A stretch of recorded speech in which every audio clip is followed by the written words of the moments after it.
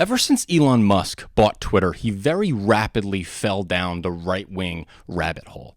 During the 2022 midterms, he for the first time endorsed Republican candidates. He told all of his followers, the hundreds of millions that he has, to go out and vote for Republican candidates up and down the ballot. Now, in 2023 and 2024, in the beginning of the year, he didn't necessarily definitely say whether or not he was going to endorse a specific presidential candidate, but he did attack Joe Biden every turn that he got. Now, obviously, there's a lot of incentive for Elon Musk to go after the Joe Biden administration. Joe Biden was pushing for raising the capital gains rate on people who make over millions, $100 million, okay? He was looking to raise the corporate tax rate. All these things would have directly gone against Elon Musk's economic interest. And so, obviously, Elon Musk saw the writing on the wall and saw that Joe Biden was not going to be good for him. So now what he's done is totally go in the bag for Donald Trump. The main issue that Elon Musk is pushing is this issue of immigration,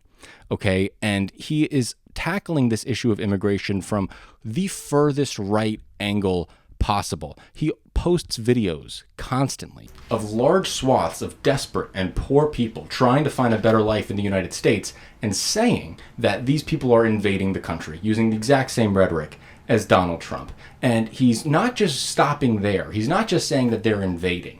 He's also saying that the Democrats are doing it on purpose. He's spreading this thing called the Great Replacement Theory, which is the idea that Democratic politicians and some other version of they, which we'll get into in a second, because who's that they, are trying to replace white people in the United States and then replace them with brown people who will then vote for Democrats forever and stop Republicans forever being able to win a national election. This conspiracy theory has driven multiple mass shootings across the United States. If you remember in El Paso, Texas, at a Walmart, there was a right-wing extremist who went there and shot and killed multiple brown people because he and wrote a whole manifesto about how they were coming in and changing the character of the country. And if that sounds familiar, it's because that's what Donald Trump is running on. Okay, and now Elon Musk is going all in the bag for this.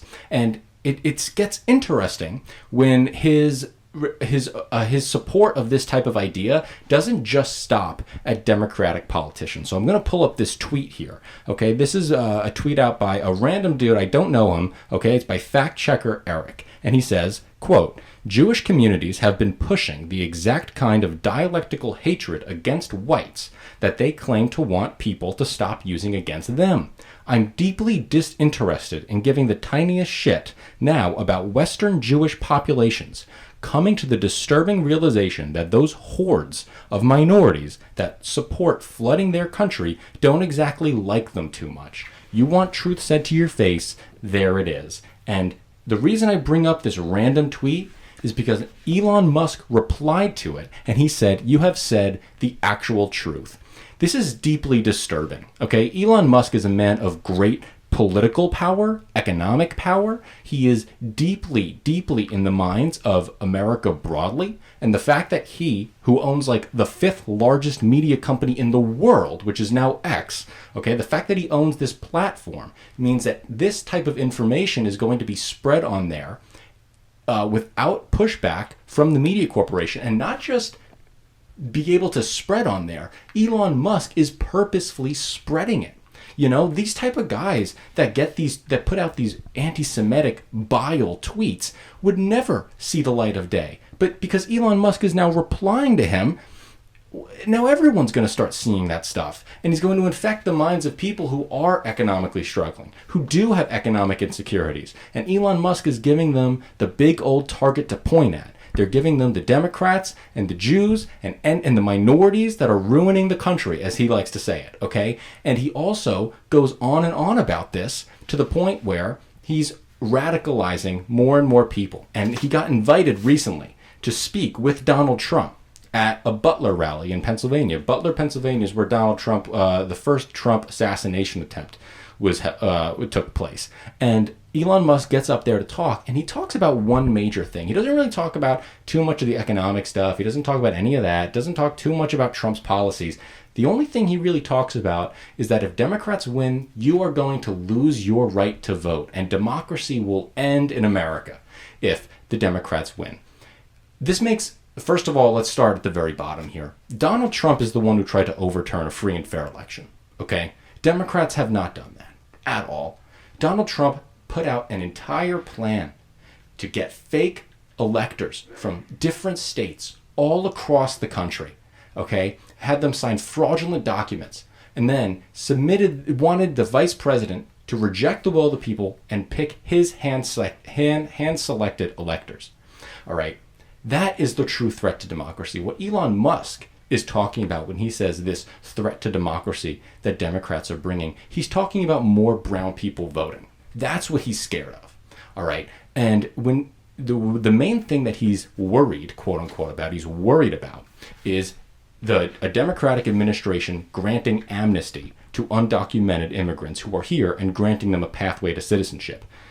This is not radical, okay? During the 1980s, as a part of a big immigration compromise, Ronald Reagan worked with Democrats to get amnesty and pathway to citizenship for all the current undocumented non-criminals who were here, and then do tighter border restrictions to make it harder for more illegal immigrants to come into the country.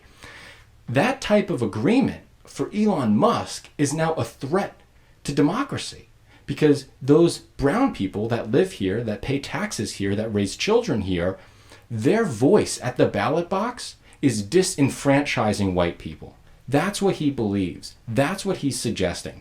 And Elon Musk's disgusting bile rhetoric is going to have massive implications for this country's political future.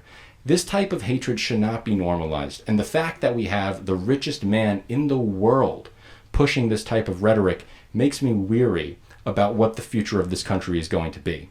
Now, in addition to all of this, he's getting very, very involved with the Donald Trump campaign. He's working to get out the vote drives. He's creating his own on-the-ground get out the vote apparatus.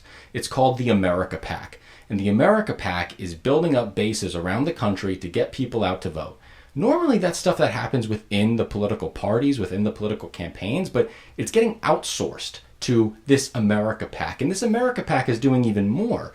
It's running a petition where if you get somebody to sign the petition, the America PAC will give you, the referrer, $47. When I first heard that, that sounded illegal to me. Isn't that paying people to vote? Well, not technically, because you're not paying the voter, you're paying the person who got you to register / petition and / confirm that you're going to vote. Okay? And so that person gets $47. I never thought I would see the day where the lines are getting skirted that easily. You could very, very conceive of a concept of the person saying, I will only sign the petition if you give me 20 of the dollars that you get from the America PAC. But whatever, that's here nor there. The point is, Elon Musk is pumping a ton of money into this election. And one of the main reasons for this is not just because Elon Musk is spewing this racist stuff and truly believes a lot of it. It's also because his economic interests deeply disalign with what the Democrats and Kamala Harris want to do. Kamala Harris is pushing for an economy that is going to increase market competition, okay? An economy that is going to bring more and more players and break up the market power that companies like Tesla and men like Elon Musk have accumulated. And by breaking up this market power, she's going to challenge breaking up this market power, she's going to challenge Tesla's current position in the electric vehicles market. Okay? And of course, in addition to all of this, she's also going to be appointing commissioners to the Federal Trade Commission that are going to go much, much, much, much more harder against any antitrust practices that are going on. Nope. Any monopolistic practices that are going on in any of these consolidated industries. And I'll talk about this on another episode this week, but Elon Musk is a part of this billionaire class that wants to see people like Lina Khan, the chair of the Federal Trade Commission, who's been going after Amazon, who's been going after Google, who's been going after all these mergers, who's been trying to ban non-competes. He wants all that to stop. And so of course he's supporting a man like Donald Trump. And people say, oh, no, Elon Musk was a moderate. He supported Obama back in 2008 and 2012. Yeah, of course he supported Obama back then. You know why? Because Obama was granting him electric vehicle tax credits that were making him rich. Elon Musk and Tesla would be worth nothing if it wasn't for the federal government pumping money into his company. Okay, so of course, as the economic interests change, Elon Musk's opinions will change. And in addition to this, he has also gone down this deep, disturbing, racist conspiracy rabbit hole and is now infecting the minds of hundreds of millions of Americans with his vile rhetoric.